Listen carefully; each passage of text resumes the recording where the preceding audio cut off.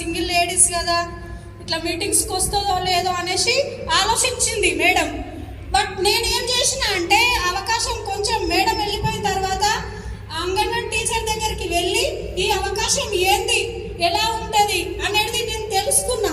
Madam వాళ్ళ ఇంటికి, మా ఒకటే విలేజ్ కాబట్టి నేను వాళ్ళ ఇంటికి వెళ్ళి దీని గురించి తెలుసుకొని దీని ద్వారా ఏమున్నది, ఎలా ఉన్నది, దీని తర్వాత డ్రీమ్ ఏమున్నది, ఏం చేస్తే మనకు డబ్బులు వస్తాయన్న ఆలోచనలో ఉన్నా కదా నేను. అదే ఆలోచన ఆమె ఏం చెప్పిందంటే, మేడం అక్క కొంచెం డబ్బులు అయితే ప్రోడక్ట్ మీరు జస్ట్ షాప్ చేంజ్ చేస్తే సరిపోతుంది అనేసి చెప్పింది మేడం. నేనేం చేసిన అంటే నా దగ్గర డబ్బులు లేవు కదా ఎక్కువ, నాకు ఒక పింఛన్ అయితే వస్తుంది. ఆ పింఛన్ డబ్బులు 2000, బట్ స్కూల్లో 3000, 5000 వస్తుంది. 5000 ప్లస్ దానికి నేను ఈ మీటింగ్ ఈ మేడం చెప్పిన దాన్ని ప్రోడక్ట్ తెచ్చుకుంటూ స్కూల్ ఆగిపోయినప్పుడు నేను ఏం చేస్తుంటే అంటే ఉపాధి పని కూడా వెళ్ళేదాన్ని. दांట్లో ఒక 2 मैं 1 मिनट रुकना चाहूंगा आपको। मुझे चरण जी ने बताया 5000 रुपए इनकम होती थी आपको, 5000, और सलीम भाई ने मुझे बताया कि 2 साल तक वेस्टीज से आपको कोई इनकम नहीं हुई, 2 साल तक। तो अभी 2 साल तक आप एक्टिव होते थे?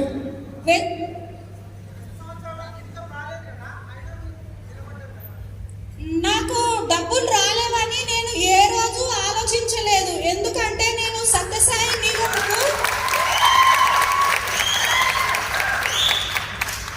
फर्स्ट एसपी बाली सर वाला मीटिंग को एक मिनट रोकूंगा आपको। एक भाई का फोन आया कल, मेरा 1 साल में बहुत खर्चा हो गया, मेरा खर्चा हो गया तो मुझे कर्जा हो गया, मैं आत्महत्या कर रहा हूं।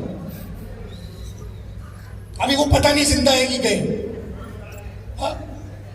अच्छा सुबह आपने बता दी, वही कॉल था। अभी है वो शायद जिंदा तो होंगे, वो रोक दिया उनको, भाई बस उतर जा। नहीं क्यों कर रहा है? नहीं, मैं अपने पापा मम्मी को बताएंगे तो उनको सहन नहीं होगा, तो आत्महत्या कर लेंगे तो सहन हो जाएगा क्या? कंफ्यूज। और यहाँ 2 साल तक पैसा नहीं आया वेस्टीज से, फिर भी सपना स्ट्रॉन्ग था, पैसा आएगा वो पता था, इसीलिए करते रहे। ये मीटिंग अटेंड की, उसके बावजूद बहुत बड़ी बात है बोलने मत दीजिए प्लीज, आप कंटिन्यू कीजिए, बताइए। నేను ఫస్ట్ నేను ఎస్పీ బాల్ సార్ది సత్యసాయి నిగమంలో అటెండ్ అయినా. అక్కడ నిర్ణయం ఏం తీసుకున్నానంటే, నేను ఈ జనాలను చూసిన తర్వాత ఇట్లా డబ్బులు మేడం చెప్పింది, నేను జస్ట్ షాప్ చేంజ్ చేస్తేనే ఇంత పెద్ద మీటింగ్ అటెండ్ అవుతున్నా. నేను మొత్తం ప్లాన్లు మీటింగ్ వింటే ఈ మంది చూసి కోట్ల సంపాదన అనేది ఖచ్చితంగా దీంట్లో ఉన్నది అనేది నేను ఫిక్స్ అయినా.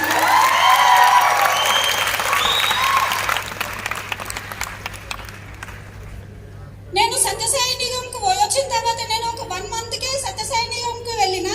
ఆ సత్యసాయి నిగంకు వెళ్ళిన తర్వాత ఒక 2-3 మంత్స్ లోనే నాకు ఎఫ్ఆర్ఓ మీటింగ్ ఢిల్లీకి వెళ్ళిన. ఢిల్లీకి వెళ్ళొచ్చిన తర్వాత तो आपके पास पैसे नहीं होते थे पुण्यवती जी? एक सवाल है मेरा, पैसे नहीं होते थे तो भी दिल्ली जाने का सोचा आपने सोचा नहीं खर्चा बहुत हो जाएगा, आपने कहीं से पैसे नहीं मांगे, आपने अपने को बोला नहीं पैसे दे दो, टिकट दे दो, मैं कैसे जाऊंगी, ऐसा बहाना नहीं मारा आपने? क्या सोचा आपने उस समय, क्या सोचा कि दिल्ली क्यों जाना है? నా దగ్గర పైసలు లేవు, కానీ నా డ్రీమ్ అనేది పెద్దగా ఉంది కదా, పెద్దగా ఉన్నది కాబట్టి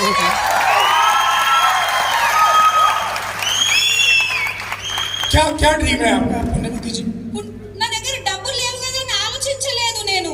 ఎందుకంటే డబ్బులు మేడం వాళ్ళు సార్ వాళ్ళు నేను వరకు నేను స్కూల్ ड्रीम, आपका ड्रीम क्या है पुण्यवती जी? जिसने आपको इतना पेशेंस रखाया, दिल्ली आप गए, कोई पैसा नहीं आया, उसके बावजूद आप काम करते हैं, ड्रीम क्या है? నా డ్రీమ్ నా పిల్లల ఎడ్యుకేషన్ ప్లస్ నేను ఒక మత్త మామకి ఒక కొడుకు లాగా నిలబడాలి. నేను सास ससुर के लिए आप बेटा बन जाए, ये ड्रीम है, और बच्चों की बहुत अच्छी एजुकेशन हो, ये ड्रीम है। चरण जी ने मुझे बताया प्लीज। నేను డబ్బులు పని చేస్తున్నా కదా సార్ వాళ్ళ దగ్గర, డబ్బులు అనేది ఒక్కొక్క 1000 అనేది 1000 రూపాయలు అనేది ఒక 4000 తీసుకున్నా. నా డబ్బులు పింఛన్ అనేది ఒక చిట్టిలాగా వేసుకుంటూ ఒక 10,000 అనేది ఒక కల్చర్ కూడా కొంచెం ఉన్నది. ఆ పత్తి అమ్మి పైసలు ఒక దగ్గర పెట్టుకొని ఎఫ్ఆర్యూ అనేది నేను వెళ్ళడం జరిగింది సార్.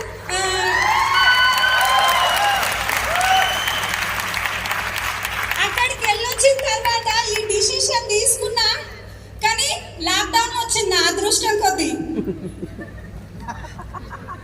మా అత్తమ్మ మా మామ ఒక సింగిల్ లేడీస్ కదా, బయటకు వెళ్తుంటే నాన్న మాటలు బయట వాళ్ళ మాటలు పట్టుకొని కూడా पुण्यवती जी मैं 1 मिनट रोकूंगा आपको, कुछ लोग चाह रहे हैं हिंदी में भी बोलिए जाए, चरण जी को माइक दे रहा हूँ, हिंदी में बताएंगे.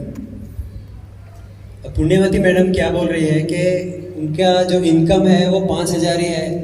2,000 रुपये गवर्नमेंट से उनको विधवा का पेंशन आता है. 3,000 रुपये उनका स्कूल में खाना बनाते हैं तो उसका पैसा उनको मिलता है. और जब वो पहली बार सत्यसाई हॉल में आए थे, वहाँ इतने सारे लोगों को देखा तो उनको एक चीज समझ में आई, मैं अगर दुकान बदलने से ये मीटिंग में आ सकती हूँ तो फिर अगर मैं ये सीख के बिजनेस करूंगी तो मेरे को कितना पैसा आएगा. तो ये उनका ड्रीम बन गया. जब उनका ड्रीम बन गया तो वो थोड़ा सीखना शुरू किए. तो उसके 3-4 महीने के बाद एफआरयू की बारी आई, एफआरयू प्रमोशन शुरू हुआ. तो इनके पास पैसा नहीं था. तो जब उनके पास पैसा नहीं था तो इन्होंने क्या किया कि अपने पेंशन में से 1,000 रुपया वो साइड में रखना शुरू किया. और साइड में रख के जैसे ही एफआरयू के टिकट के बारे में बोला गया, इमीडिएटली उन्होंने पैसा निकाल के वो देकर अपना एफआरयू का टिकट बुक किया दिल्ली के लिए, ट्रेन से. और उसके बाद वो गोग्राउंड भी अटेंड किए थे. अब ये सब सीखने के बाद जब काम शुरू होना था वो टाइम पे लॉकडाउन आ गया. तो वो ये बोल रही है कि लॉकडाउन आना मेरी बदकिस्मती नहीं थी, लॉकडाउन आना मेरे लिए किस्मत की बात हो. एक बार सलीम भाई कुछ बता रहे हैं. सलीम भाई यहाँ पर है हमारे साथ, और साथ में पुण्यवती जी की अपलाइन, एक बार हाथ खड़ा कीजिए. ये अपलाइन है, इनके सपोर्ट से पॉसिबल है. सलीम भाई कुछ बता रहे हैं. तो बाजू में जो वर्ड है संध्या मैडम एक स्कूल में टीचर को प्लान बताने गए. पुण्यवती जी वहाँ पे खाना पकाते पकाते सुने ये क्या बोल रहे. फिर उनके घर गए, आप क्या बोल रहे थे मेरे को बताओ. वो जाके घर पे जबरदस्ती पूछ के ज्वाइन होके, टीचर ज्वाइन नहीं हुए मगर जो पकाने वाले ज्वाइन होके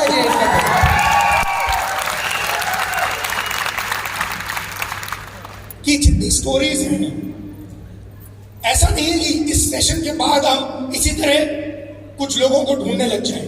हमारे फिल्ट्रेशन का हमारा जो फिल्टर है वो सिर्फ एक ही फिल्टर काम करता है. उसमें कोई बैकग्राउंड काम नहीं करता, कोई कास्ट, कोई क्रीड, कोई रिलीजन काम नहीं करता. एक ही फिल्टर है, वो है ड्रीम का फिल्टर. किसी के पास अगर ड्रीम है तो वो 3,000 की पगार हो, 5,000 की पगार हो आ सकते हैं. किसी के पास बहुत बड़ी बीमारी हो तो वो आ सकते हैं. किसी के पास कोई भी बड़ा चैलेंज हो, पर ड्रीम बड़ा है तो एक दिन में 21 प्लान नहीं दिखा सकते. ड्रीम ही एक फैक्टर है, इसके अलावा कोई और फैक्टर नहीं है.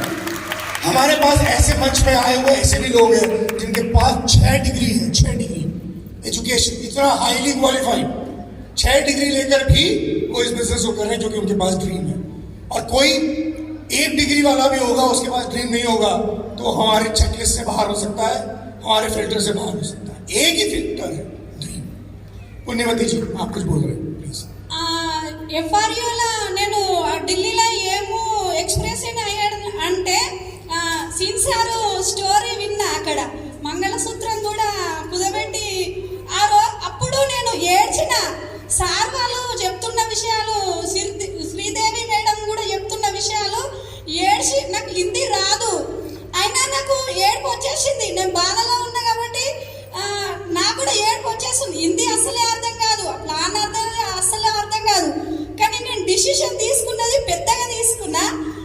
అక్కడికైనా వచ్చిన తర్వాత, ఢిల్లీకైనా వచ్చిన తర్వాత, లాక్డౌన్ అయిన తర్వాత ఏమైందంటే మా అత్తమ్మ వాళ్ళు మా మామయ్య వాళ్ళు ఒప్పుకోరు కదా ఇంట్లో. అయితే మానిక్ సీడీ అనేది స్టార్ట్ అయింది. నా అదృష్టం అది. ఒక్క నిమిషం.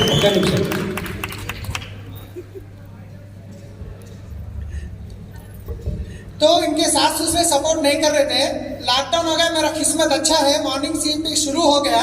जब मेरे सास ससुर सुने उसके बाद वो भी सपोर्ट करना शुरू कर दिए. समय थोड़ा कम है हमारे पास पुण्यवती जी, मैं बस इतना जानना चाहूंगा आपसे, आप हम सुनेंगे आगे भी समय मिलेगा तब सुनेंगे, आपका क्या ड्रीम है और आप कितनी जल्दी क्या अचीव करने वाली है वेस्टीज बिजनेस में? యూసీడీ कब तक?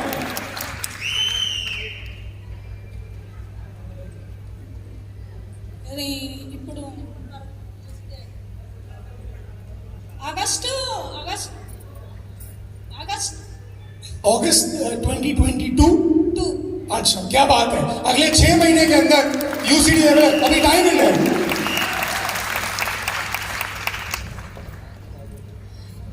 तो लास्ट जब इवेंट अपना ऑनलाइन फैमिली रियूनियन हुआ था, उस टाइम पे उनके ससुर की तबीयत बहुत खराब थी, हॉस्पिटल में एडमिट थे और ये भी उनका सेवा करने हॉस्पिटल में थे। पूरा फैमिली रियूनियन वो हॉस्पिटल में बैठ के अटेंड करे।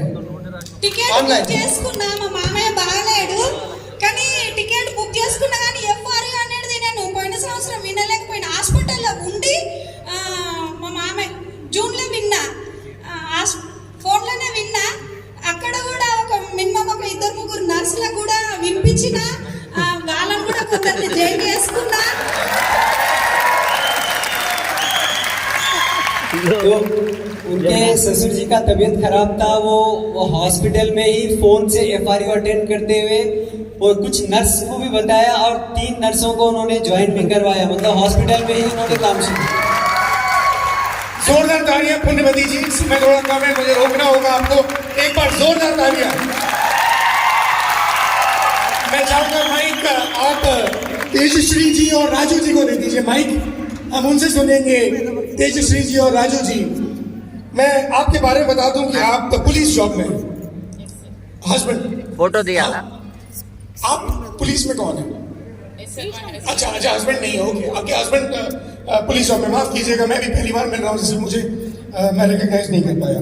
वो पुलिस जॉब में है, आपने मात्र 7 महीने में 77,000 रुपीज का चेक लिया है। यस, पॉसिबल है, आपका डायमंड लेवल है और एक बहुत बढ़िया गाड़ी किया सेल्टोस वेस्टीज बिजनेस से लिया पार्ट टाइम में करके। आप हिंदी में कंफर्टेबल है? तेलुगु बोलेंगे तो कोई बात नहीं। आप अपनी जर्नी के बारे में थोड़ा सा बताइए। डायरेक्ट सेलिंग पहले आपने कभी किया है कि पहली बार कर रहे हैं? ఇంతకు ముందు మీరు ఏదైనా డైరెక్ట్ సెల్లింగ్ వేరే బిజినెస్ చేశారా? Sir, I don't have any experience and I don't have any idea about network marketing. When did you first join this business? February 2nd, 2021. February 2nd, 2021, 1 साल हुआ है और 77,000 का check. Yes, sir. Can you tell us more about your journey? You can speak in Telugu. We'll translate, yeah. Okay, sir. First of all, good morning all leaders. నా పేరు Tejasri, I'm from Ibrahimpatnam. నాకు network marketing కోసం ఎట్లాంటి idea లేదు sir. Actually Purushottam Das sir and కొంచెం దగ్గర పెట్టుకోండి mike. మా husband Purushottam Das sir, they are colleagues sir. 2018లో మా హస్బెండ్కి ఈ ఆపర్చునిటీ చెప్పారంట, బట్ మా హస్బెండ్ నా వరకు అయితే తీసుకురాలేదు sir. Because he don't believe so ఇట్లాంటి అన్ని వేస్ట్, డబ్బులు రావు అట్లా అనేసి కనీసం నాకు చెప్పలేదు. అయితే నేను బిఏ చేశాను సార్. నేను మై డ్రీమ్ గవర్నమెంట్ టీచర్. 2017 టీఆర్టీలో నేను బాగా హార్డ్ వర్క్ చేశాను సార్. బాగా హార్డ్ వర్క్ చేసి చదివాను నేను. బట్ నాకు గవర్నమెంట్ జాబ్ మిస్ అయింది సార్. ఎట్లా మిస్ అయిందంటే యాక్చువల్లీ నేను సెలెక్ట్ అయ్యాను, బట్ నాది డిగ్రీలో బీకామ్ సార్, బీకామ్ బిఎడ్. నేను సెలెక్ట్ అయిన సర్టిఫికేట్ వెరిఫికేషన్ కూడా వెళ్ళిన తర్వాత అక్కడ నా సర్టిఫికేట్ చూసి బీకామ్ వాళ్ళు నాట్ క్వాలిఫైడ్ అని చెప్పారు సార్ అక్కడ నాకు. సో అంటే నాకు అక్కడ అంటే ఏంటి అంటే నేను 1 or 2 మార్క్స్లో నాకు తక్కువ మార్క్స్ వస్తే నేను ఇంకో నెక్స్ట్ టైం గట్టిగా కష్టపడి చదవదాన్ని, బట్ అక్కడ నాకు క్వాలిఫికేషన్ తప్పని చెప్పారనమాట. సో చాలా అంటే చాలా సఫర్ అయ్యాను సార్ నేను.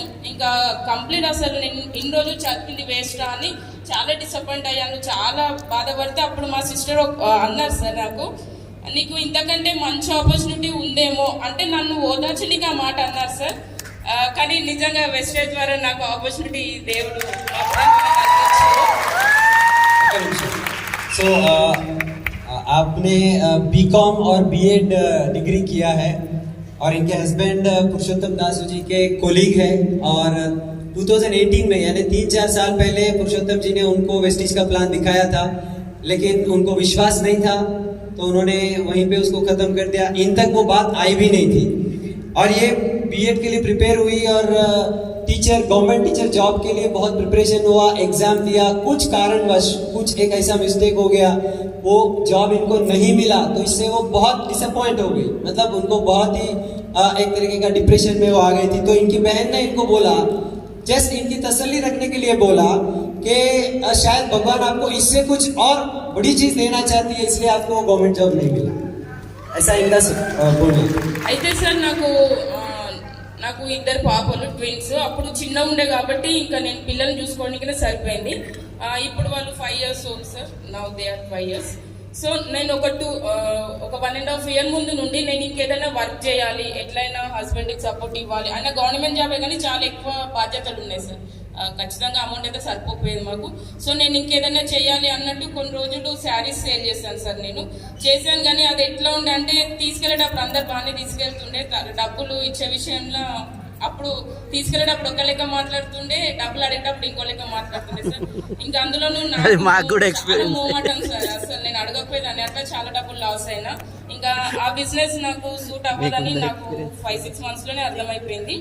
అప్పుడు నేను బాగా ఆలోచించిన సార్, యూట్యూబ్ లో చాలా వీడియోస్ చూసాను. నేను నాలాంటి హౌస్ వైఫ్లు పిల్లలను చూసుకుంటూ చేసే జాబ్స్ ఏమి ఉన్నాయి. యాక్చువల్ నేను ఏమంటున్నాను సార్, నిజంగా కోవిడ్ అనేది అందరి లైఫ్ లో ఏం చేసిందో నాకు తెలియదు కానీ నాకైతే చాలా మంచి చేసింది సార్. ఎందుకంటే నేను మామూలుగా మా పిల్లల్ని స్కూల్లో జాయిన్ చేసి అదే స్కూల్లో టీచర్గా చేద్దాం అనుకున్నాను సార్ నేను ప్రైవేట్గా.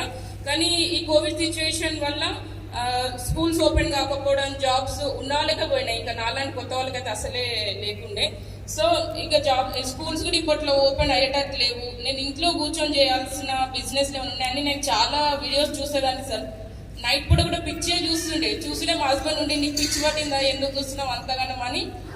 అట్లా చూస్తుంటే నేను ఈ నెట్వర్క్ మార్కెటింగ్ అని ఏదో చూస్తున్నా సార్. చూస్తుంటే ఈ వెస్టేజ్ అనేది ఒక వీడియో దొరికింది నాకు. నేను చూసిన, అంటే చాలా బిజినెస్ లో ఆ డబ్బులు కట్టాలి, ఈ డబ్బులు కట్టాలని ఉంది. ఈ వెస్టేజ్ అనేది నాకు కొంచెం మంచి అనిపించి ఒక రోజు మా హస్బెండ్ ఇంటికి వచ్చిన తర్వాత చూపించిన సార్. చూపించి ఏదో వెస్టేజ్ అంటే బాగుందంట కదా అట్లా అంటే, అయ్యో ఇది వెస్టేజ్ నాకు మా కొలీగ్ పురుషోత్తం దాసు 2018 చెప్పిండు కానీ నేను నీకు చెప్పలేదు అని. ఇంకప్పుడు సార్ ఫేస్బుక్ అందులో చూసాం సార్ మేము. ఒక నిమిషం నేను ట్రాన్స్లేట్ చేస్తాను.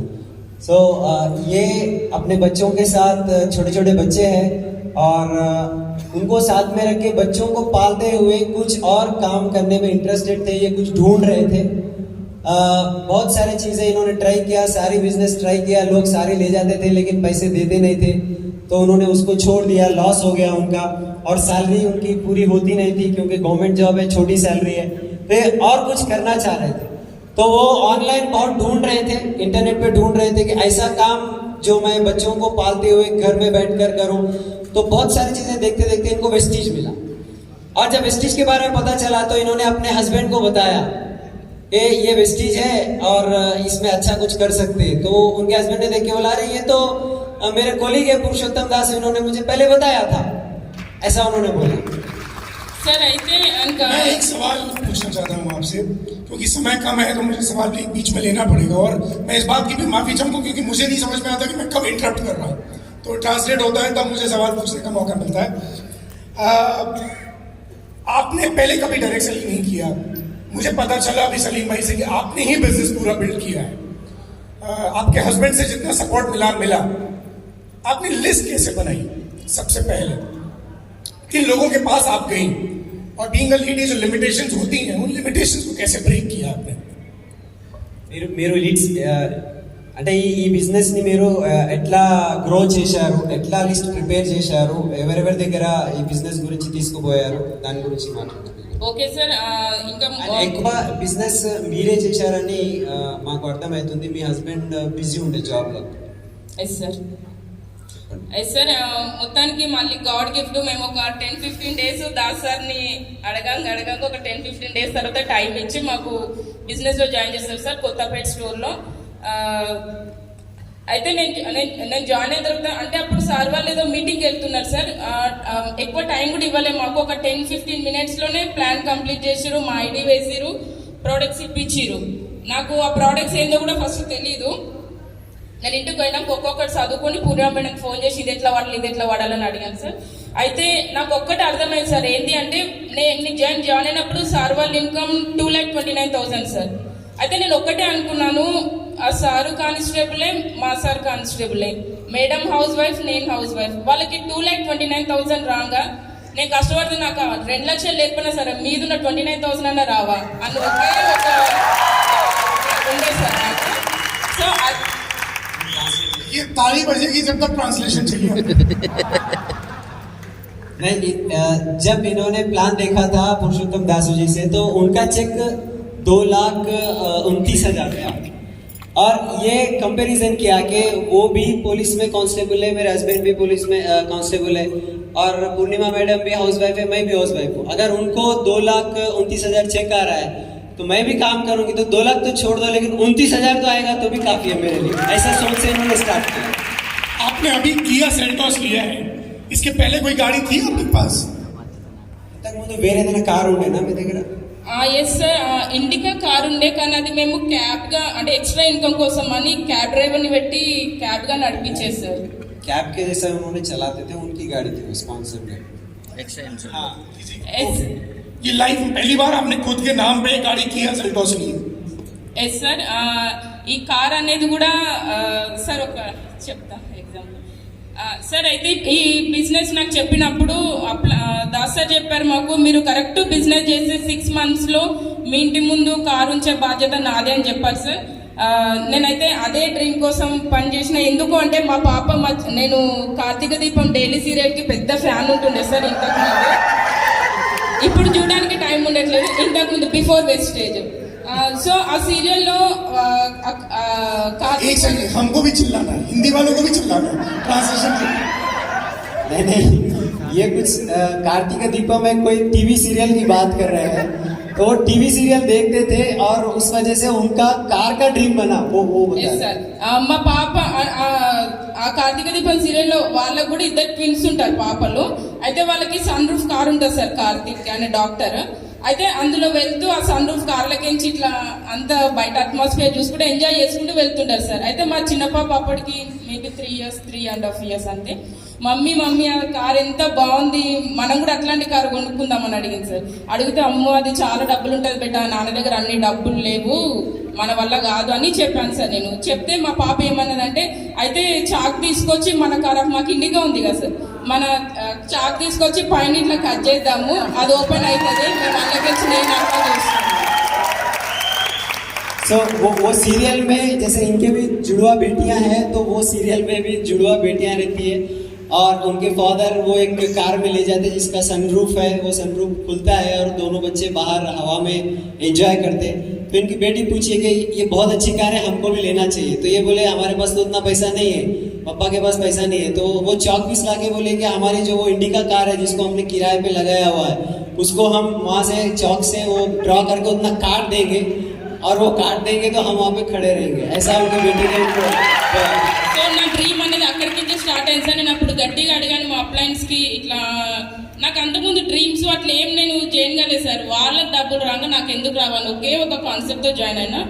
సో ఊకే డబ్బులు వస్తాయి, కార్ వస్తుంది అంటారు కదా, నాకు కార్ రావాలంటే ఏం చేయాలంటే సార్ వాళ్ళు చెప్పారు ఇట్లా స్టార్ డైరెక్టర్ కావాలి అది. అయితే సార్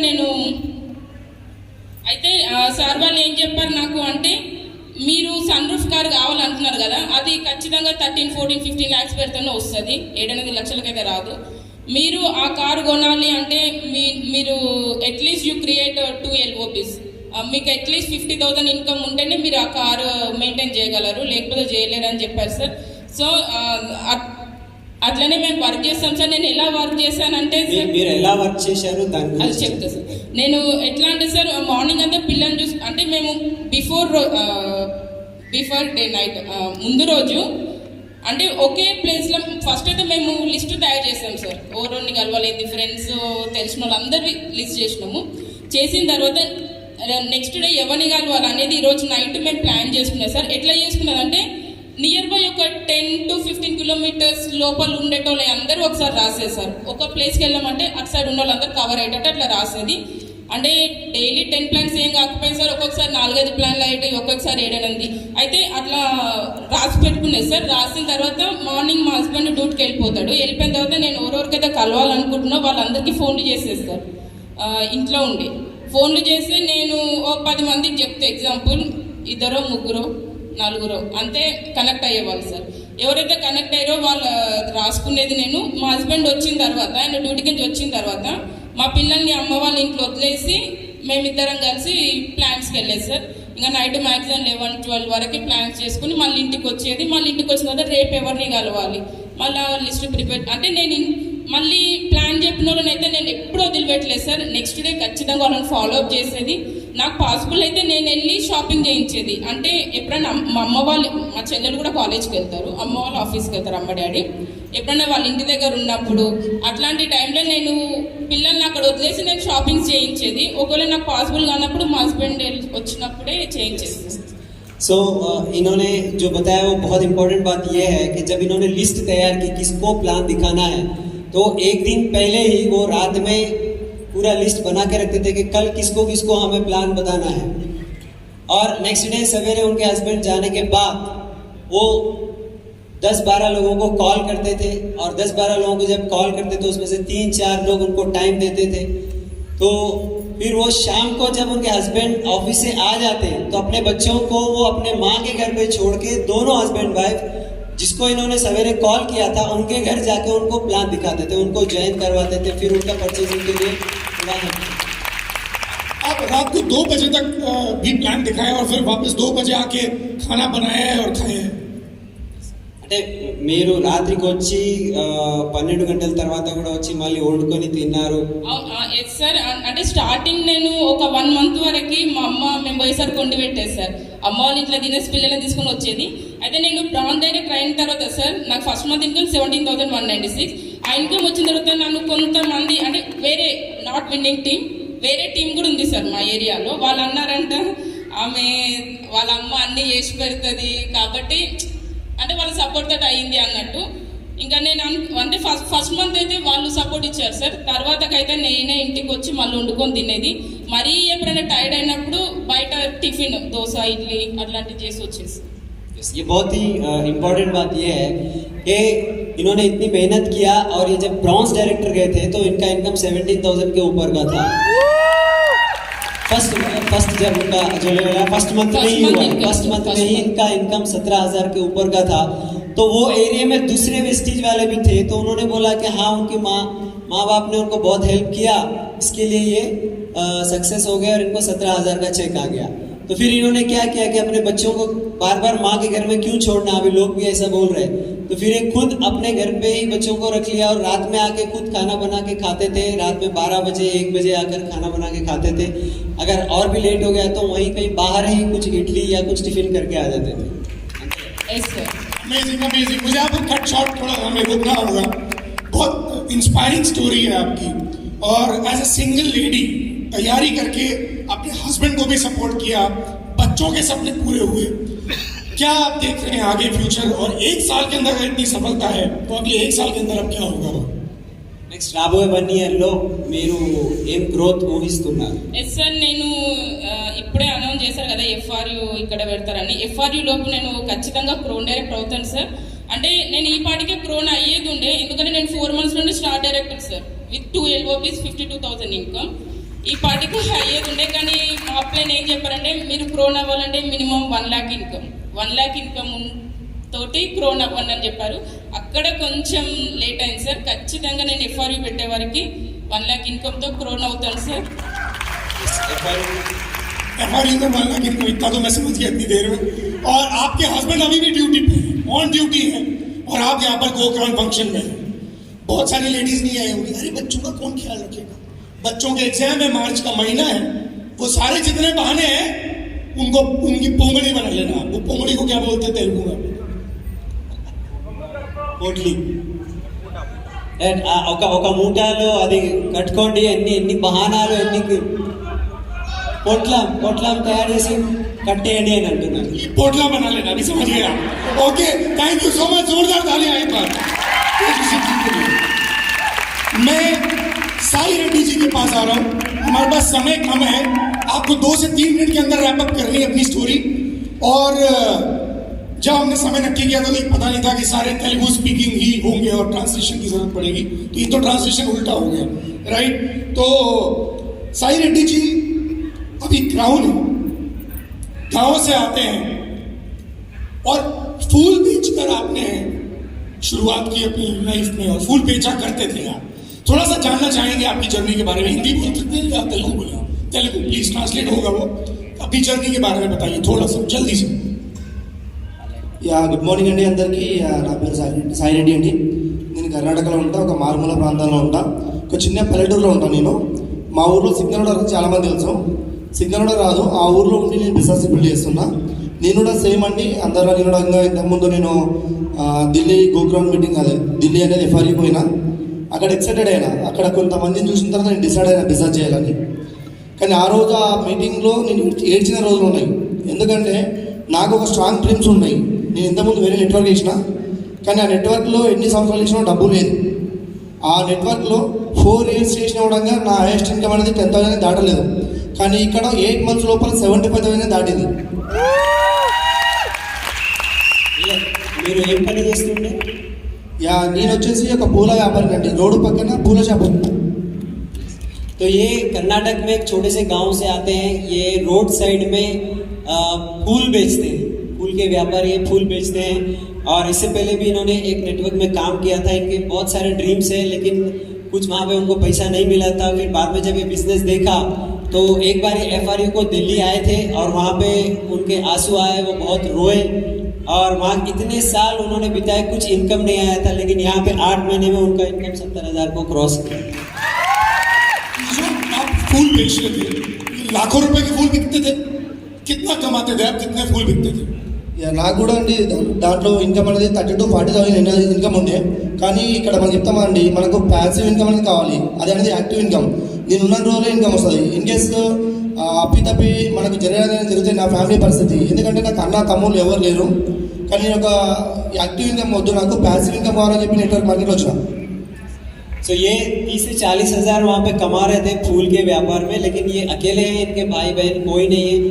और पैसिव इनकम कितना इम्पोर्टेंट है, अगर मुझे कुछ हो गया तो मेरी फैमिली के लिए पैसिव इनकम होना चाहिए. ये बात की वजह से ये इस तरीके का बिजनेस है. कितने घंटे आप वहाँ पे बैठ के, रोड साइड मतलब जमीन पे बैठ के फूल बेचा करते थे? कितने घंटे दिन में, कितने घंटे वो काम करते थे? నేను వచ్చేసి పొద్దున 6 గంటలకి షాప్ ఓపెన్ చేస్తే నైట్ 8 గంటలకు షాప్ బంద్ చేస్తుంది. ఈ plan presentation first of all నాకు వచ్చి చెప్పింది వచ్చి మన పురుషోత్తం దాసరాన్ అంజాన్ సార్ చెప్పు, ఆ గ్రేట్ అప్లై ఇంకొకరు శ్రీనివాస్ రెడ్డి సార్ యాక్చువల్ పరిచయం అయింది. అది పార్ట్ టైం చేసుకో రెడ్డి సార్ అనేటోని. సార్ 8 గంటలకు షాప్ బంద్ చేస్తే నేను ప్లాన్ చేయలేను సార్ చెప్పేటోని. కానీ ఒకరోజు అర్థమైంది నాకు, ఈ వెళ్తూ ఇలా చెక్కులు చూసిన తర్వాత అర్థమైంది నాకు, ఇది ఎన్ని రోజులు చూస్తే ఎట్లా ఉంటుంది. మనము పని చేస్తుంటే మన లైఫ్లో ఫ్రీ కాలేము అని డిసిజన్ తీసుకున్నా. 8 గంటలకు షాప్ బంద్ చేసుకొని నైట్ 12-1 వరకు ప్లాన్ చేసి, నేను కొంచెం చెక్ వచ్చిన తర్వాత 12-1 వరకు ప్లాన్ చేసిన. तो ये जब इनको प्लान बताया गया था तो ये अपने फूल के व्यापार में बहुत बिजी थे. सवेरे 6 बजे ये दुकान खोलते थे और रात में 7-8 बजे तक दुकान चलती थी. तो फिर उसके बाद में कब काम करेंगे, राइट. बिजनेस डेवलप करने का उनके पास टाइम भी नहीं था. लेकिन जब इन्होंने अपने अप्लायंस का चेक देखा तो फिर इन्होंने डिसीजन लिया कि मैं अगर ये दुकान में बैठूंगा तो सिर्फ वही 30-40 हज़ार ही मिलेंगे, लेकिन अगर मैं वेस्टीज का काम करूंगा तो मेरा इनकम बढ़ सकता है. तो इन्होंने दुकान को थोड़ा जल्दी बंद करना शुरू किया और बंद करके यहाँ पे काम शुरू किया वेस्टीज. टाइम नहीं है, बहुत बड़ा बहाना है, टाइम नहीं है.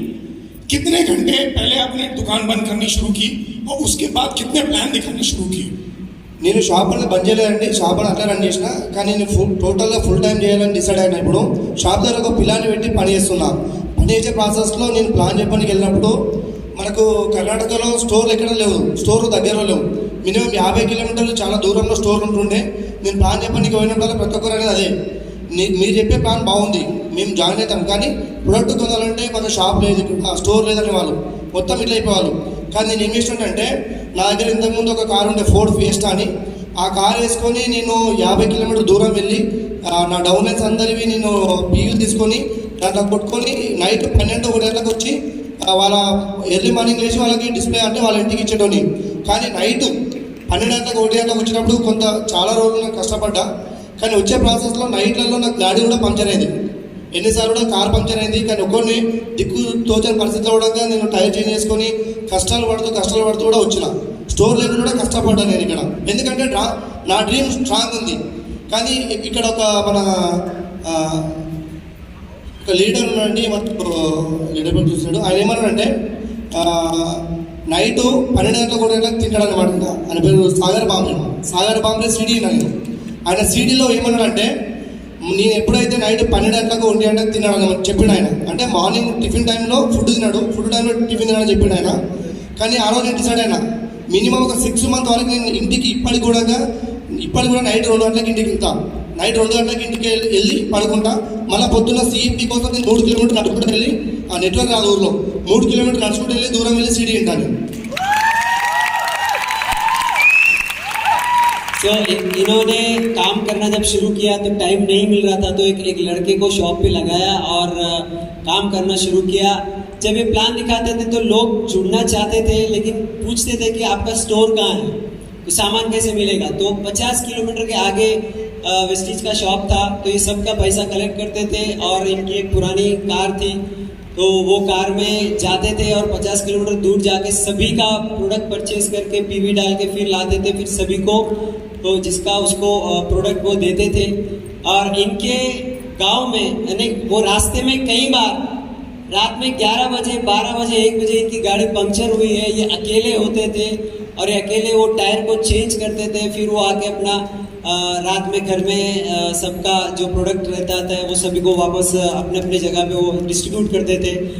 और इनके गांव में सिग्नल नहीं आता है, तो ये रात में 2 बजे 3 बजे सोने के बाद फिर 6 बजे उठकर सीपी सुनने के लिए 3 किलोमीटर दूर जाते हैं जहाँ पे सिग्नल आता है और वहाँ से वो सीपी सुनते हैं. अब हाईएस्ट चेक क्या रहा आपका? 75,000. हमने सुना है कि गाड़ी वाड़ी भी ले लिया आपने. నా XL6 అంటే 14 आवाज नहीं आई, एक बार दोबारा. XL6 కార్ తీసుకున్నా, 14 లక్షల కారు తీసుకున్నా. 14 लाख का XL6 इन्होंने कार खरीदा. जिंदगी ऐसे बदल जाती है. और अभी आपका लेवल क्या है? Crown director. और जोरदार तालियां एक बार साई रेड्डी जी के लिए. Thank you so much Sai Reddy ji. मैं चाहूंगा माइक संध्या जी को दे दें. संध्या जी हमारे साथ हैं. संध्या पुन्ना जी आपको शायद आती है, क्यों आप उनको बता रहे थे, तो आपको हिंदी आती या नहीं? तेलुगु में कंफर्टेबल है? ठीक है, तेलुगु में बोलिए. अच्छा ठीक है, मेरा सवाल आपको समझ में आ जाएगा. संध्या जी के बारे में मैंने ऐसा सुना कि शादी के बाद आप बाहर नहीं निकलते थे ज़्यादा, बिल्कुल भी. शायद रेस्ट्रिक्शन ही था आपकी घर में कि शादी के बाद आप बाहर नहीं निकल सकते. तो कैसे इस बिजनेस को आपने देखा, फिर सोचा कि बिजनेस को बिल्ड करें और उसके बाद एक अच्छे लेवल पे पहुंचे और अच्छी इनकम पे पहुंचे? कैसे थोड़ा जर्नी के बारे में बताइए. कब शुरू किया आपने बिजनेस? గుడ్ మార్నింగ్ లీడర్స్ అందరికీ. నా పేరు సంధ్య. ఈ అవకాశం కల్పించినటువంటి అప్లయన్స్కి విన్నింగ్ టీమ్ లీడర్స్ అందరికీ కూడా నేను माइक హలో అందరికీ అప్లయన్స్ అందరికీ విన్నింగ్ టీమ్ లీడర్స్ అందరికీ కృతజ్ఞతలు తెలుపుకుంటున్నానండి. నాకు ఈ బిజినెస్ ఎట్లా వచ్చిందంటే ఈ బిజినెస్ ఆపర్చునిటీ ఎట్లా వచ్చిందంటే appliances Simhachari sir Savita madam మనకు ప్లాన్ చూపించారు. అయితే నేను అప్పుడు ఏ పరిస్థితులలో ఉన్నాను అంటే నేను ఒక హోమ్ మేకర్ని, అంటే ఇంట్లోనే టైలరింగ్ చేస్తుంటాను. నేను 15 సంవత్సరాలు నేను టైలరింగ్ చేసి ఏమైందంటే నాకు మొత్తం బ్యాక్ పెయిన్ వచ్చింది. ఆ బ్యాక్ పెయిన్ వచ్చి హాస్పిటల్కి వెళ్తున్నా ఒక 60-70 వేలు నేను ఖర్చు చేసిన. అయినా కూడా నాకు హెల్త్ అనేటువంటిది బాగలేదు. డాక్టర్ ఏం చెప్పిండంటే కంప్లీట్గా రెస్ట్ తీసుకోవాలని చెప్పిండు. అప్పుడు చెప్తున్న టైంలో మన గ్రేట్ లీడర్ డిసిడి శ్రీనివాస్ సార్, స్వప్న మేడం ఏం చెప్పారంటే ప్లాన్ చెప్పారు. నాకు ప్లాన్ చెప్తే మా సార్ అన్నాడు ఇట్లాంటి బిజినెస్లు చాలా పోయినాయి, మనకు అవసరం లేదని చెప్తే సరే అని చెప్పేసి 1 నెల 2 నెలలు మేము టైం వేస్ట్ చేసినాం. చేసిన తర్వాత ఏమైందంటే సింహాచారి సార్ సవిత మేడం మళ్ళీ ప్లాన్ చెప్పారు. ఇద్దరు ప్లాన్ చెప్తున్నారు కాబట్టి ప్లాన్ అయితే మాకు బిజినెస్ అయితే అవసరం లేదు, కానీ ప్రొడక్ట్ వాడి చూస్తే ఆల్రెడీ నేను ఒక పేషెంట్ని కదా, బ్యాక్ పెయిన్ ఉంది కదా, నేను ప్రోడక్ట్స్ అయితే వాడి చూస్తా అని చెప్పేసి అనుకున్నా. అయినా కూడా మా దగ్గర డబ్బులు లేవండి. నేను ఒక్క విషయం చెప్తున్నాను, ఎవరైనా సరే పుడితే బీద వాళ్ళగానైనా పుట్టాలి, లేకపోతే ధనవంతులుగానైనా పుట్టాలి, కానీ మిడిల్ ఫ్యామిలీస్తో మాత్రం పుట్టద్దండి. ఎందుకంటే మాకు అర్థమైంది, మా అమ్మ వాళ్ళు బిజినెస్ చేస్తుంటే మా నాన్న, కానీ మా డాడీ ఏమనుకుంటుంటే జాబ్లో అయితే సెక్యూరిటీ ఉంటుందని చెప్పేసి మా సార్ జాబ్ చేశారు కదా, మా జాబ్ని చూసి నన్ను పెళ్లి చేయడం జరిగింది. కానీ అక్కడికి పోయినాక అర్థమైంది, అక్కడ టైం ఫ్రీడమ్ లేదు, మనీ ఫ్రీడమ్ లేదు, ఎట్లాంటి ఫ్రీడమ్ అనేటువంటిది లేదు. అయితే చాలా చాలా ప్రాబ్లమ్స్ వచ్చినాయి. ప్రోడక్ట్ ఏమన్నదంటే, స్వప్న మేడం ఏమన్నదంటే, మీకు బిజినెస్ ఇంట్రెస్ట్ లేదు కదా, ప్రోడక్ట్ అయితే వాడు, నీ హెల్త్ బాగవుతుంది అని చెప్తే నేను 3 months, నిజంగా ఇలా చెప్తాను, 3 months వరకు వాళ్ళ దగ్గర నుంచి ఫ్రీగా, మా దగ్గర డబ్బులు ఆల్రెడీ 60-70 వేలు అయిపోయినాయి, లేవు డబ్బులు లేవు, వాడడానికి కూడా నా దగ్గర డబ్బులు లేవు. అయితే మా సిస్టర్ ఏమన్నదంటే, ఈ ప్రొడక్ట్స్ వాడని చెప్పేసి 3 నెలలు నాకు ఇవ్వడం జరిగింది. అయితే దానికన్నా ముందు 70,000 ఖర్చు పెట్టినా నాకు ఎట్లాంటి రిజల్ట్ లేదు. 3 months వాడేసరికి నాకు రిజల్ట్ అనిపించింది. మళ్ళీ నాకు కంప్లీట్గా రెస్ట్ కావాలన్నారు కాబట్టి నేను శ్రీనివాస్ సార్ వాళ్ళ ఇంటికి వెళ్ళినప్పుడు శ్రీనివాస్ సార్ ఏం చేసిందంటే, నాకు బ్యాక్ పెయిన్ ఉంది, నేను రెస్ట్ కోసం మా చెల్లెలు కదా నేను అక్కడికి వెళ్తే సార్ ఏం చేసిందంటే హరిహర కళాభవన్ మీటింగ్కి తీసుకెళ్ళిండు. అక్కడ హరిహర కళాభవన్ మీటింగ్కి తీసుకెళ్ళిండు. దాని తర్వాత సెకండ్ మనకి సికింద్రాబాద్ క్లాక్ టవర్లో సెకండ్ రోజు ఛాంపియన్స్ డే జరుగుతుంది కదా, ఆ మీటింగ్కి తీసుకెళ్ళి ప్రొడక్ట్స్ నా పేరు మీద బిల్ చేసారు, నాకు ప్రొడక్ట్స్ ఇచ్చారు. నేను 8%కి వెళ్ళిన. అక్కడ ఇంద్రవీర్ సార్ ప్లాన్ చెప్పిన తర్వాత నాకు ఇక్కడ ఒక వెస్టీజ్ ఐడి ఇవ్వడం ఇచ్చిర్రు, నాకు మాట్లాడమని. ఇప్పుడు క్రౌన్ డైరెక్టర్ కూడా 5 నిమిషాల టైం ఇచ్చారు, కానీ అక్కడ సార్ నాకు మైక్ ఇచ్చి మీరు మాట్లాడమంటే నేను ఓన్లీ ఐడి తీసుకుని వాళ్ళే జాయిన్ చేసారు. ప్రొడక్ట్ వాడుతున్నా అంతేగాని ఏం మాట్లాడాలో అర్థం కాలేదు. అయితే అప్పుడు నాకు రిజల్ట్ వచ్చిన తర్వాత నేను మెల్లిమెల్లిగా బిజినెస్ స్టార్ట్ చేసిన. ఫస్ట్ టైం మేము ఫ్యామిలీ రియూనియన్కి వెళ్ళాలని మా uplines Salim sir, Srinivas sir, Simhachar sir వీళ్ళందరూ కూడా ఫోర్స్ చేస్తున్నారు. నాకు మా సార్కి ఇష్టం లేదు, నేను ప్రొడక్ట్స్ వాడుతున్నా, రిజల్ట్ బాగుంది, ఎవ్రీ మంత్ కన్సిస్టెన్సీ 100 PV చేస్తా. ఇప్పుడు నేను 10,000 పెట్టి ఫ్యామిలీ రియూనియన్ మీటింగ్ అటెండ్ చేయాలా, నా దగ్గర డబ్బులు లేవు అంటే సరే బలవంతంగా సలీం సార్, శ్రీనివాస్ సార్ ఏం చెప్పారంటే, మీరు ఒకవేళ ఈ మీటింగ్కి రండి, మీకు నచ్చకపోతే డబ్బులు 10,000 పెడితే నేను 30,000 రిటర్న్ ఇస్తా అని చెప్పిండు. సరే మేమేమనుకున్నామంటే, మా సార్ నేను నిజంగా చెప్తున్నాం, వీళ్ళు చెప్పారు కదా, అక్కడ పోయిన తర్వాత మనకు నచ్చలేదని చెప్తాం, 30,000 మనకే రిటర్న్ ఇస్తారు. So ये हाउस वाइफ है, ये घर में ही 14 साल से ये टेलरिंग कर रहे थे, और टेलरिंग करते करते करते इनको बहुत भयंकर बैक पेन हो गया, और 70,000 का इन्होंने ट्रीटमेंट में खर्चा भी किया था. तो इनको श्रीनिवास जी, स्वप्ना जी ने प्लान दिखाया था, फिर वो उतना इंटरेस्ट नहीं लिया. बाद में फिर सिंहाचार्य जी ने प्लान दिखाया, तो तभी भी उतना इंटरेस्ट नहीं था. लेकिन बैक पेन के लिए इन्होंने उनको सप्लीमेंट दिया, और इनके पास पैसे नहीं थे, तो ये बोले ठीक है आप यूज़ करो, क्योंकि ये स्वप्ना जी की ये बहन है. तो उनको दिया, पैसा नहीं था, वो खाया, 3 महीना खाया, उनको बहुत अच्छा लगा, तो उनका बैक पेन खत्म हो गया. तो फिर भी रेस्ट में थे, तो स्वप्ना जी के घर गए, रेस्ट लेने के लिए गए. अब वो तो श्रीनिवास जी का घर है, तो उन्होंने क्या किया, आप घर में सो रहे हो तो चलो मीटिंग में चलो, तो बिठाकर वो हरिहर कलाभवन मीटिंग को लेके गए. वहाँ से फिर वेस्टीज ऑफिस को लेके गए, और ऑलरेडी क्योंकि उनका आईडी था, तो वहाँ पे फास्ट ट्रैक 8% हो गए थे, तो वो चैंपियंस डे में इनको माइक दे दिया गया, बोलो, तो इनको बोलने भी नहीं आया था. ठीक है, फिर इनको जबरदस्ती, इनके पास पैसा तो नहीं था, लेकिन इनको लेके गए FRU को लेके गए. 2019 में इनको FRU को ले गए. हाँ, FRU वही वाला था जिसमें जाना था, बाकी तो घर बैठ के हुआ है.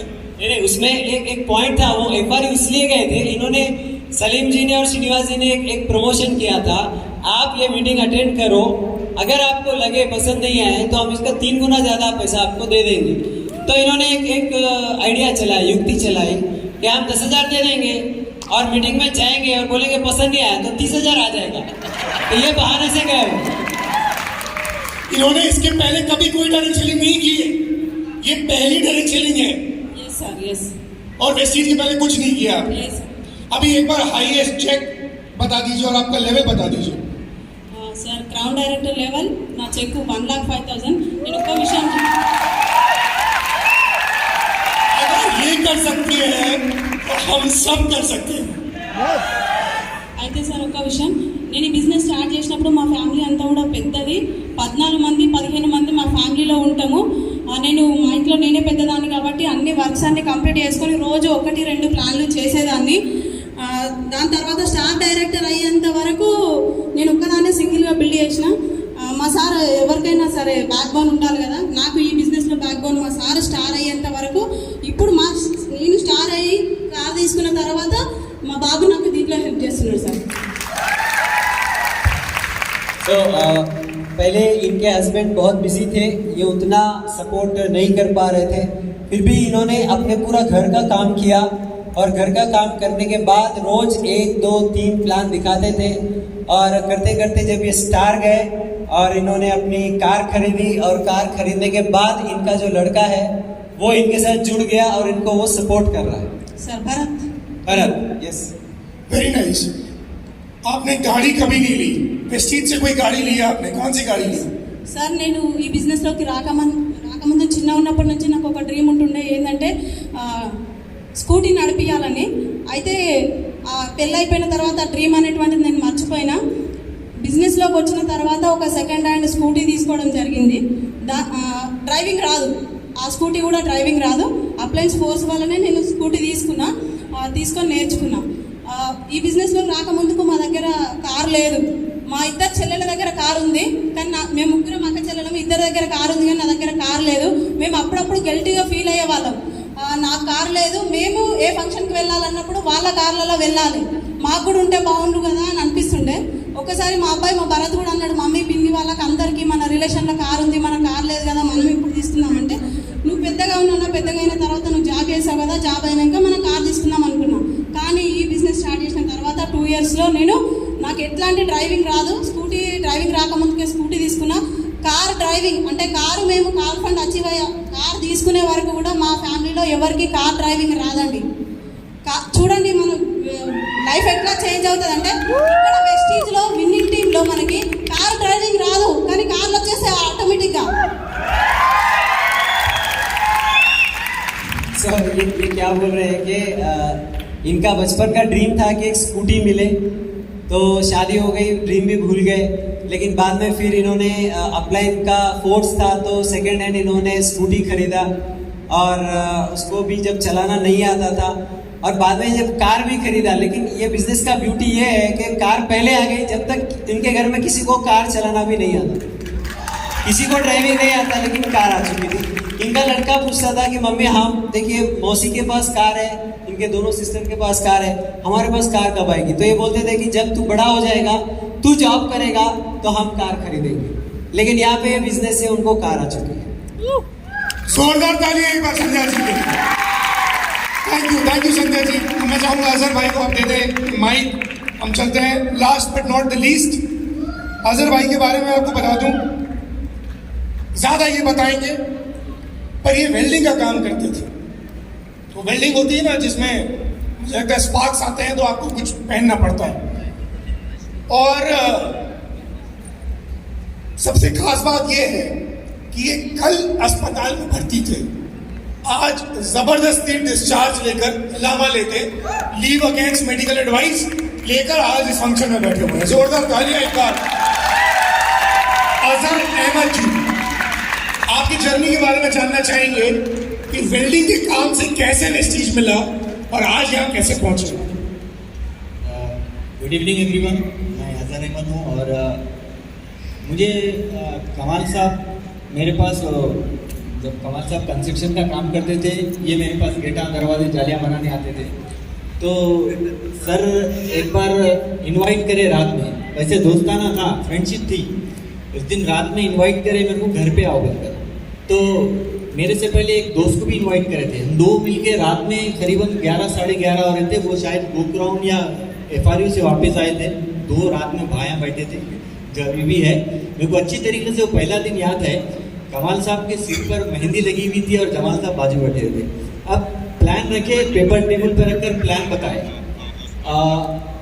प्लान बताए वो क्या बोल रहे थे मेरे को समझ में नहीं आया। अब मैं समझा ये अब पैसे अब तोड़ते कि जब तोड़ते, क्योंकि वो गोरे वाला बिजनेस वो लोग करते थे, मेरे को मालूम था वो इतने महंगे महंगे डब्बे ले जाते थे। तो अपन बोले एक चक्कर में जाना नहीं है, अपने को दूर रहना है, राइट। तो आपने कभी डायरेक्ट सेलिंग नहीं की?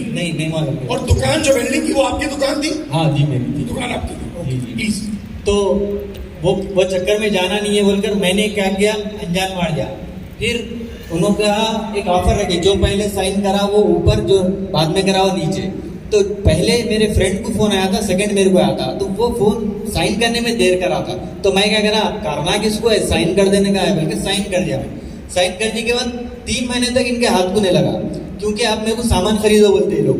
3 महीने तक इनको मिला नहीं, दिखा नहीं। 3 महीने के बाद एक चेक देखा कमाल साहब का 33,000 का। ये कितने साल पहले की बात बता रहे हैं? ये 17 की बात कर रहा हूँ, 2017 की। 33,000 का चेक देखा सर का, तो थोड़ा फिक्र हुई इनको कैसा आया वही जगह, मतलब उतने काम करते थे कभी चेक नहीं बताए, अब चेक बता रहे बोल के थोड़ा हो गया, फिक्र सी हो गई थी। तो अब कैसा करना क्या करना बोल, तो रिसेंट एक वो फैमिली रियूनियन में लेके गए मेरे को। वहाँ पर मैं गया, मेरा 70% ये था कि ताजमहल देखूंगा, दिल्ली कभी हैदराबाद के बाहर नहीं गए वेल्डिंग के काम से। तो फंक्शन में जा रहे हैं, सोचते को वो देख लेके आ जाएंगे, पहले दिन यहाँ बैठेंगे 2 दिन फिर लेंगे बोल के। पहला 1 घंटे में मेरे होश उड़ गए। पहले 1 घंटे में मेरे पूरे घंटियाँ खुल गए कि मैं तुरुंग था, यानी कि मैं जाने से पहले तुरुंग था, मेरे को मेरा इस्तेमाल होगा, रेड कारपेट डालकर बुलाएंगे, बुलाकर बोलेंगे देखो साहब आप प्लान देखो, बिजनेस करो। मगर ऑलरेडी वहाँ मेरे से पहले बड़े बड़े सेलिब्रिटी, डॉक्टर, इंजीनियर, वकील, ये सारे लोग थे। तो मेरे दिमाग में एक बात याद आई कि मैं बच्चों को जब भी पूछता हूँ, मैं बोलता हूँ बेटे तुम्हारा डॉक्टर बनना है, तुम्हारा इंजीनियर बनना है, तुम्हारा वकील बनना है, क्योंकि मैं ज़्यादा नहीं पढ़ा, जैसा कि मेरी जो क्वालिफिकेशन है सिर्फ 4th क्लास पढ़े हुआ हूँ। तो मैं चाहता था कि बच्चे पढ़े।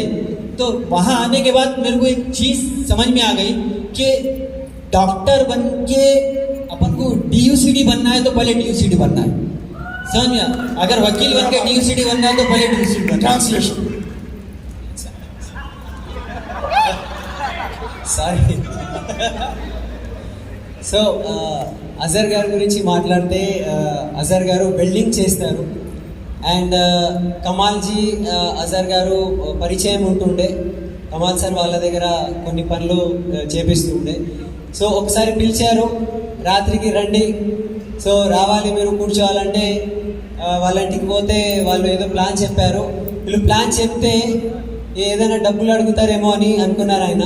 ఎందుకంటే ఇంతకుముందు కూడా వేరే ఒక బిజినెస్లో ఉంటుండే, చాలా చాలా కాస్ట్లీ ప్రొడక్ట్స్ వాళ్ళు కొనుక్కుంటుండే. సో నేనైతే చేయాలి. 3 నెలలు ఈ వ్యక్తి దొరకలేదు, రైట్, తప్పించుకున్నాడు. కానీ 3 నెలల తర్వాత కమాల్జీ యొక్క చెక్ 33,000 ఉండే. ఆ చెక్ చూసిన తర్వాత ఇతని లోపల మార్పు వచ్చింది. ఓకే, అప్పుడు అడగడం స్టార్ట్ చేసిండ్రు, ఏం చేయాలి చెప్పండి. సో అజర్ గారికి FRU గురించి తీసుకుపోయారు. సో FRU ఢిల్లీకి పోవాలి కదా, అతను అనుకున్నాడు నేను ఎప్పుడు హైదరాబాద్ దాటి వెళ్ళలే. సో ఏం చేద్దాము, ఢిల్లీ ఎట్లయినా పోతున్నాం కదా, తాజ్మహల్ చూద్దాం, ఒకరోజు ఫంక్షన్లో కూర్చుందాము, మిగిలిన 2 రోజులు మనం మంచిగా తాజ్మహల్ మొత్తం ఢిల్లీ చూసుకుందామని. కానీ అక్కడ ఒక గంట లోపలే మొత్తం మైండ్ మొత్తం తిరిగిపోయింది, దిమ్మ తిరిగింది అంటారు కదా. అంటే అక్కడ పెద్ద పెద్ద డాక్టర్స్ ఉన్నారు, ఇంజనీర్స్ ఉన్నారు, రైట్, అడ్వకేట్స్ ఉన్నారు, వాళ్ళు కూడా DUCD అవుతున్నారు. నేనైతే మంచిగా చదువుకోలేదు, 4th క్లాస్ వరకే చదివినా అంటున్నాను. కానీ పిల్లలకి చదివియాలి, పిల్లలకి బాగా ఎడ్యుకేషన్ ఇవ్వాలి. అంత ఎడ్యుకేషన్ తీసుకున్న వాళ్ళు కూడా DUCD అవుతున్నారు. సో ఫస్ట్ ఎడ్యుకేషన్ DUCDయా? సో ఫస్ట్ DUCD కథం చేద్దామని స్టార్ట్ చేశారు. अभी तालियां भाई, मेरा आपसे सवाल है, उसके बाद आपने कैसे वर्किंग शुरू की, क्या आपका रहा? और 4th क्लास आपने बताया 4th क्लास पास है, तो किस तरह के लोगों के पास आप गए? ज़्यादा एजुकेटेड लोगों के पास गए तो उन्होंने ये नहीं बोला आपको कि यार तुमने क्या पढ़ाई की है, तुम क्या काम करते हो? और अगर अपने लेवल के लोगों के पास गए तो क्या उन्होंने काम किया? किस तरह के लोगों की लिस्ट बनाई, कैसे आपने काम किया उसके बाद? सर मैं दिल्ली से जब आया आकर पूरे अपने दोस्त जो दिन भर साथ में रहने वाले, लड़ाई हुई तो सामने आके ठहरने वाले पूरे दोस्तों को हमने फ़ोन किया। फ़ोन कर कर बोला भैया एक प्रोजेक्ट पे मैं काम कर रहा हूँ, अच्छा है बोलकर जैसा ही प्लान बताया पूरे दोस्त भाग गए। एक दोस्त भी बिजनेस में नहीं है मेरे, अब प्रेजेंट एक दोस्त बिजनेस में नहीं है। सताने लगे, ये कैसे काम कर रहा, बेवकूफ़ होगा, चक्कर होगा। भाई मेरे साथ दुकान पर रहते थे, उनको बोलने लगे कि भाई तेरा भाई दुकान अंदर कर देगा, तेरे को समझा उसको, तेरे भाई दुकान अंदर कर देगा। उस समय कितना बना लेते थे आप वेल्डिंग के काम से, कितना पैसा बना लेते थे? 30-40,000 हम दो भाई मिल के बना रहे। कितने घंटे काम करते थे रोज? 8-10 घंटे का। 8-10 घंटे आप काम करते थे, दो भाई मिलके आप 30-40 हज़ार बनाते थे, राइट? प्लीज। तो हमने फिर क्या किया, दुकान पे जो भी कस्टमर आता था पहले उसका साइज ऑर्डर ले लेते थे, फिर बाद में वेस्टेज का प्लान दिखाना चालू कर दिए। अब बहुत सारे लोग नो नो नो नो बोले, कुछ लोग काम करें, फिर बाद में आखिर बिजनेस हो क्यों नहीं रहा है, मेरे से समझ में क्यों नहीं आ रहा है। तो सर कमाल साहब के साथ बैठा तो क्या है ड्रीम पूछे हो, ड्रीम तो कुछ भी नहीं है, ऐसा कुछ है ही नहीं चीज़। तो ड्रीम नाम का कोई सपना, कोई ऐसा हम सोचे ही नहीं थे। ड्रीम देखना है, उसको फॉलो करना है, उसको पूरा कर सकते, वो हमारे दिमाग में नहीं था ना हम कभी सोचे थे। कमाल साहब ने ये बताया कि भाई तुम ड्रीम देखना चाहिए, ये बिजनेस ड्रीम से चलता है, अगर आपका जितना पेनफुल ड्रीम रहा आप उतना बड़ा बिजनेस कर सकते हैं। तो ड्रीम क्या गए, घर में बैठे कुछ ड्रीम समझ में नहीं आया। फिर हम लोग एक पार्क को गए थे, पार्क को गए बच्चों के साथ, मैंने पार्क में गया तो वहाँ से एक सनरूफ की गाड़ी आ रही थी, बच्चे कुछ ठहरे हुए थे, मैं मेरे बच्चों के साथ पार्क में ठहरा था। तो मेरे बच्चे वो कार को देखते कि बच्चों की जो सूरत थी, तो मैं बोला भाई मैं अगर ये बच्चों को ये मैं कार नहीं दिला सका तो मैं कहेगा पापा, राइट? तो गोल मिल गया मेरे को, एक ड्रीम मिल गया मेरे को। मैं आगर साहब को बोला साहब मेरे को सनरूफ की गाड़ी होना, सनरूफ की गाड़ी होना 100 डेट में होने का। वो कब आती नहीं मालूम, क्या होती नहीं मालूम। मैंने वहाँ से ऐलान करने चालू कर दिया मेरे को सनरूफ की कार होने का है, ये डेट पे ले रहा हूँ, यहाँ से सनरूफ की कार होना है, ये डेट पे ले रहा हूँ। अब लोग सताने लगे, कहाँ है तुम्हारी कार, आ गई क्या तुम्हारी कार, वो देखो, बहुत सताने लगे, खास दोस्तों सताने लगे। तो बहरहाल वो दिन आ गया, तो मैं मेरी पसंद की सनरूफ की कार होंडा वेन्यू 12 लाख रुपए की कार ले आऊँ। और तालियां, जोरदार तालियां। ये स्टेज पे मुझे लगता है आधे लोगों का काम तो सनरूफ नहीं कर दिया। अगर आपके पास सनरूफ की कार नहीं है तो आपको आज ही ड्रीम बना लेना है, और अगर आपका ड्रीम नहीं है तो मैं गारंटी से कह रहा हूँ आपके बच्चे का ड्रीम तो होगा ही। उसको जानबूझ के दिखा दो आप एक बार सनरूफ की कार, और फिर वो आपके पीछे ना पड़ जाए तो आप मेरा नाम बदल देना, क्योंकि मुझे पता है कि मैं आज तक पोर्शा के सनरूफ से बाहर नहीं निकला। पर कितने लोग मेरी गाड़ी में बैठकर, चाहे वो रिश्तेदार हो, दोस्त हो, चाहे कोई और हमारे बिजनेस से हो, वो कितने बाहर निकलना चाहते होंगे, कितनी इच्छा है वो मुझे पता है। ये सनरूफ आधे लोगों का काम कर जाएगा। कमाल भाई बोल रहे हैं कुछ। डायमंड क्वालिफिकेशन आपने सुन लिया, समझ गए आप, रेफरेंस बताइए। विवेक सर हैदराबाद को आए थे हम लोग, जी हाँ IDS में, तो उनके पास हम उनको फ्लावर उगा दिए थे। तो सर जाते जाते ऐलान करें कि नेक्स्ट अब जो FRE या गोक्राउंड में कोई आ रहे हैं तो नेक्स्ट महीने में, बोले सर नेक्स्ट मंथ में डायमंड कौन क्वालिफाई कर रहे हैं वो मैं उसको यहाँ पर एडवांस में रिकग्निशन करना चाह रहा हूँ। तो सॉरी मैं हाथ उठा दिया क्योंकि मेरे को वलीमे में जाना था, वो फूलों की ज़रूरत थी।